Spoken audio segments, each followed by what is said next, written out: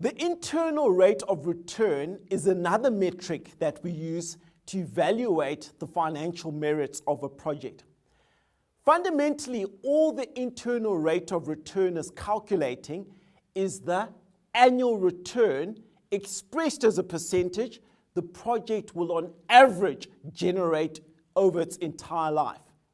This annual return will obviously be driven by the cash invested into the project and the cash flows the project generates over its life. So the higher the internal rate of return, the more profitable and the more attractive the project. The lower the internal rate of return, the less attractive the project. Just some important things to emphasize before we do some examples. The internal rate of return is not the discount rate. It's separate and it's different. And it reflects the returns the project generates. We effectively reverse engineer or reverse calculate the internal rate of return based on the project cash outflows and inflows.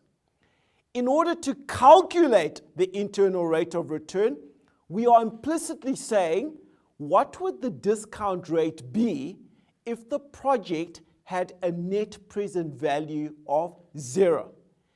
If the NPV was neither positive or negative, what would the discount rate on this project be?